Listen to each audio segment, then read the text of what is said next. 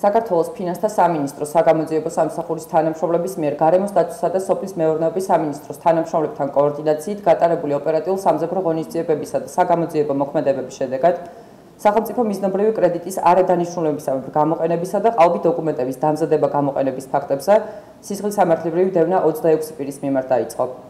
გამოძიებით დადგინდა, რომ სახელმწიფო შეღავათიანი აგროკრედიტის პროექტის ფარგლებში ბრალდებულების მიერ 2018-2022 წლებში სხვადასხვა საბანკო დაწესებულებებიდან მიღებული იქნა ჯამში 1.099,440 ლარის ოდენობის მიზნობრივი აგროკრედიტი, რომლის პროცენტის ძირითადი ნაწილი ფინანსდებოდა სახელმწიფო ბიუჯეტიდან.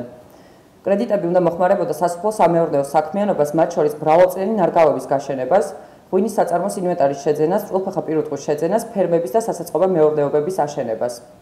დადგენილი იქნა, რომ უკანონო მატერიალური სარგებლის მიღების მიზნით ბრალდებულების მიერ თანხები გამოყენებული იქნა არამიზნობრივად პირადი ინტერესებისთვის, ხოლო დანაშაულებრივი ქმედების დაფარვის მიზნით მათ მიერ დამზადდა ყალბის შესყიდვის აქტები, ასევე კერძო აუდიტორების მიერ შედგენილი იქნა ყალბი დასკვნები კრედიტის თითქოს და მიზნობრივად გამოყენების თაობაზე.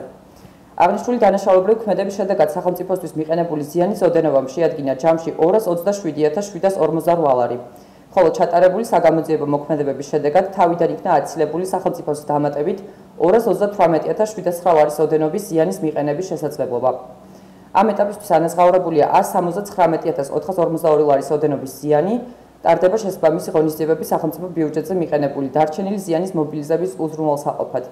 საქმეზე გამოძიება გრძელდება საქართველოს სისხლისამართლის კოდექსის 200-მერვე, 200-მეათე და 362 მუხლებით, რაც სასჯელის სახით ითვალისწინებს თავისუფლების აღკვეთას 5 და 8 წლამდე ვადით.